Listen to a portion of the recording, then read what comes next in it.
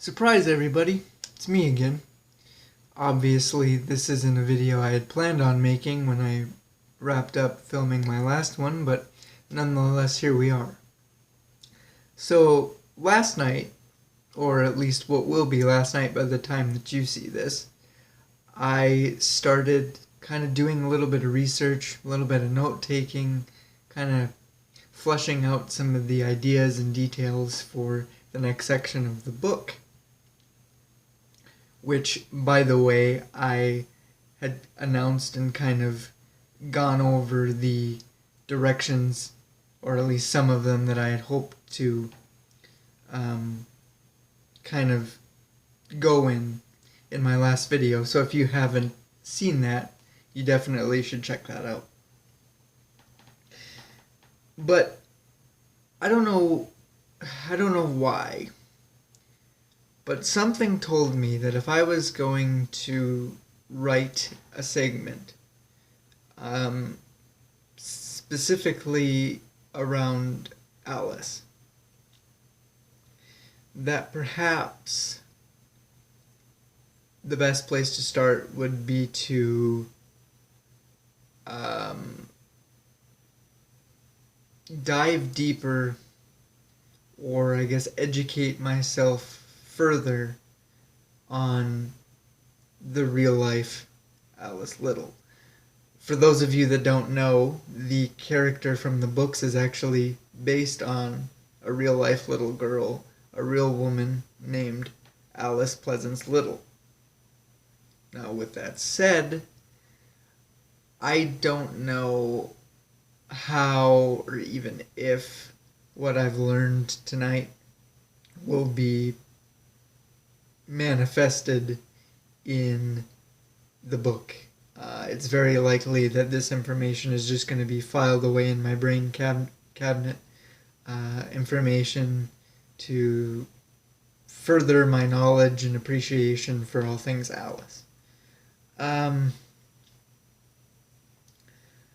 But I felt compelled to make this video because as I was reading this little biography page or website or whatever it was, it occurred to me that with the exception of people like myself who would obviously want to know these things or be interested in knowing these things, the vast majority of people, especially in this day and age, you probably didn't know before clicking on this video that there was a real life Alice out there in the world. And you probably didn't know that this girl ever existed or had a life that was significant or prominent in any sort of fashion. And it just made me kind of sad to think that the real life inspiration behind probably one, if not the greatest children's stories, if not pieces of literature in history altogether, it made me sad to think that her life may be forgotten in some aspect or kind of erased altogether in some way. So I really just wanted to share what I learned with you out of respect, I guess. So I'm going to open up my notes here and start with the fact that Alice met Lewis Carroll, who of course is the author of the books, at age 5. From what I could see, he was quite close to her family. Her father was the dean of Oxford University, and Lewis Carroll was a mathematician and a math tutor. Quick little side note, I think that's where American McGee made his connection in the games. Now, if I happen to misspeak here or misremember, please somebody out there correct me and expand on what I'm trying to say, because I might not get it 100% correct. But I believe in his games, her father was a professor of some sort, and the villain of the series, or at least the villain of the sequel, was a cohort of his, or maybe a student of his, something like that. It really doesn't have anything to do with what we're talking about here, but as I had read that, I kind of made that connection, so I just thought I'd throw that in there. But anyway, he was quite close to the family, lived very near to them, spent a lot of time with them, and over the years became the family photographer and just kind of a major source of entertainment for Alice and her two sisters, through storytelling, which is kind of where the original idea for Alice's Adventures in Wonderland came from. Just kind of threw together a story to entertain them off the top of his head. Alice liked it a lot. Really fell in love with it, was really captivated by it, and told him that he should write it all down. And a few years later, he produced the very first manuscript for her as a gift of the book that we would all come to know and love. Now, as time went by, and of course the book got more and more famous, Alice was kind of able to lead a quiet life away from the public eye.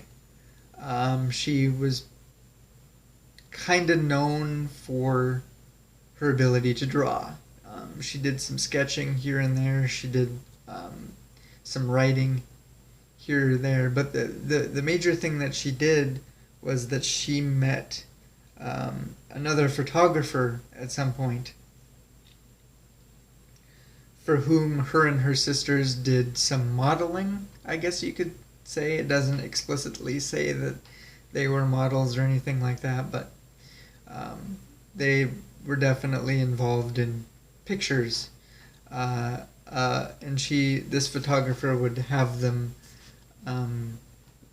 pose as different significant characters in literature and mythology and things like that.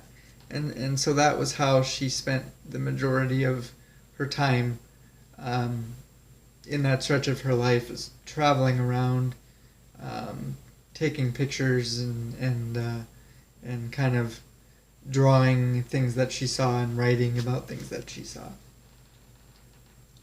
More time went by. She settled down, got married, and had 3 boys, and was really able to, like I said, avoid life in the public eye until unfortunately she fell on some hard times. She was widowed. She had lost 2 sons in World War I. It didn't clarify which 2, but she had lost some boys, and really had a lot of financial debts and things that kind of overwhelmed her. And so she was forced to sell the original manuscript of her story that was given to her by Lewis Carroll to an American, I assume it may be an auction or whatever, but she was forced to sell that.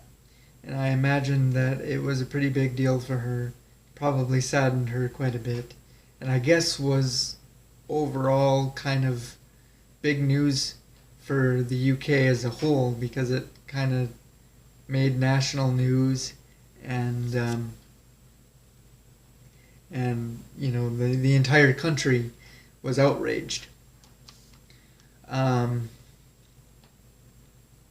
that is where she kind of got brought into the public light, because after that she was given an honorary degree from some college for her services to literature. She gave speeches and things like that. She was apparently consulted for the 1933 film adaptation of the book, which is not the Walt Disney cartoon that came sometime later, but there was a live action movie adaptation before that that she was heavily consulted on, and from what I could tell, she was just kind of a more prominent public figure until she died in 1934. Fortunately, though, after her death, there was a happy ending, because in 1948, her original manuscript was actually returned to the UK as a thank you, more or less, for their involvement in fighting alongside the US in World War II. So, I don't know if it's in a museum somewhere, or maybe a relative has it, but it's somewhere in the country. Overall, a happy ending, safe and sound. At least that's what I'm choosing to believe.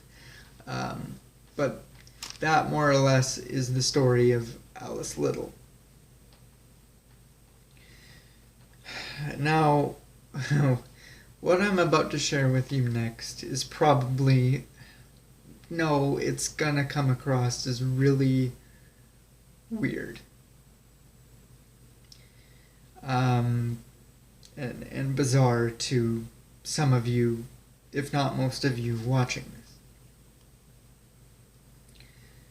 I had mentioned earlier that she had 3 sons, in no particular order. Their names were Carl, Leopold, and Alan. Now I read that and let it sink in for a little bit. I read it again to make sure that I was seeing correctly, because my eyesight's not what it used to be. And then I just sat here.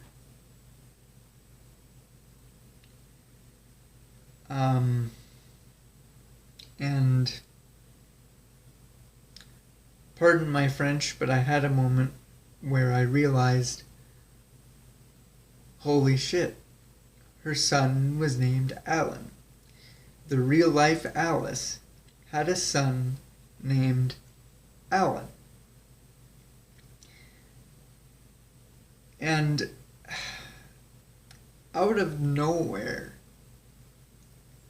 I felt extremely overwhelmed with emotion and sat here for a few minutes feeling the tears well up in my eyes, and I cried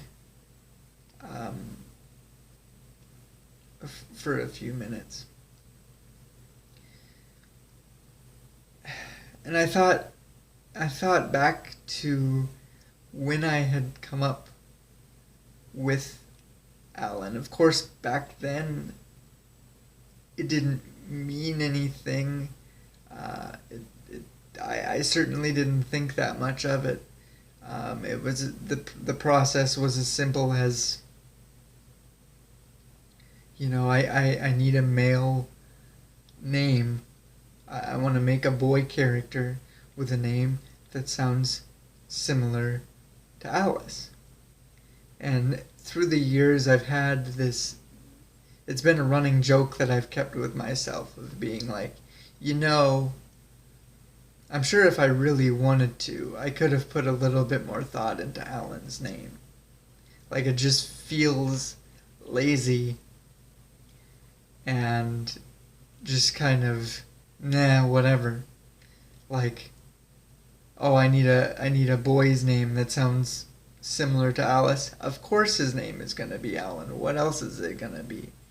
Just kind of razzing myself about it. And then to learn this, whether you want to call it fate, destiny, or just coming full circle.